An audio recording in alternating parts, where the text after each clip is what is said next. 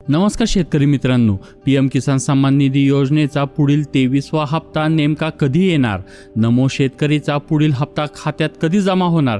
हे प्रश्न सध्या देशभरातील शेतकरी सातत्याने विचारत आहे आणि म्हणूनच आजच्या व्हिडिओमध्ये या दोन्ही योजनांबाबतचे काही अतिशय महत्त्वाचे अपडेट आज आपण एकानंतर एक स्पष्ट पाहणार आहोत. केंद्र शासनाकडून 23वा हप्ता वितरित करण्यापूर्वी काही कडक निर्देश जारी करण्यात आले आहे.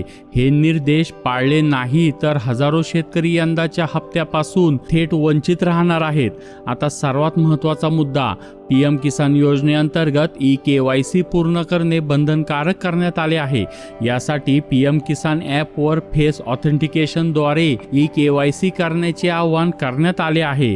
मे महिन्याच्या अखेरपर्यंत ज्यांनी KYC पूर्ण केली नाही त्यांचा 23वा हप्ता थांबविला जाणार असल्याचे शासनाने स्पष्ट केले आहे. यामध्ये मोठी समस्या अशी आहे की देशभरात बरेच लाभार्थी शेतकरी हे निधन पावलेले आहेत. त्यामुळे त्यांची eKYC होऊ शकत नाही आणि अशा लाभार्थ्यांची संख्या मोठी असल्याचा अंदाज वर्तविला जात आहे. दुसरा अत्यंत महत्त्वाचा भाग म्हणजे फार्मर ID. ॲग्रिस्टेक पोर्टलवर जमीनविषयक नोंदी तपशीलवार नोंदवणे आवश्यक आहे. 20 मे 2026 पर्यंत जास्तीत जास्त शेतकऱ्यांनी आपल्या नावाचा फार्मर ID तयार करून घेतला पाहिजे असे स्पष्ट निर्देश आधी देण्यात आले होते.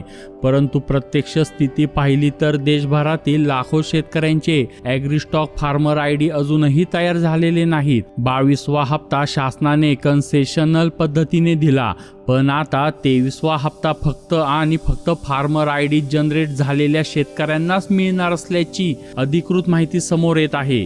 मे महिन्याच्या शेवटच्या आठवड्यापर्यंत उर्वरित पात्र शेतकऱ्यांनी तत्काळ ॲग्रिस्टॉक पोर्टलवर नोंदणी पूर्ण करणे अत्यावश्यक आहे. याशिवाय एकापेक्षा जास्त लाभार्थी एकाच घरात असणे, तसेच घरात एखादा सदस्य सरकारी नोकरीत असणे अशा अनेक निकषाची आता पुन्हा काटेकोर तपासणी केली जाणार आहे आणि या निकषाच्या आधारावर मोठ्या प्रमाणात अपात्र लाभार्थी वगळले जाण्याचीही शक्यता वर्तविली जात आहे. अशा प्रकारे नवीन अपडेट जाणून घेण्यासाठी आताच या चॅनलला सबस्क्राईब करा आणि बेल आयकॉन क्लिक करा. धन्यवाद.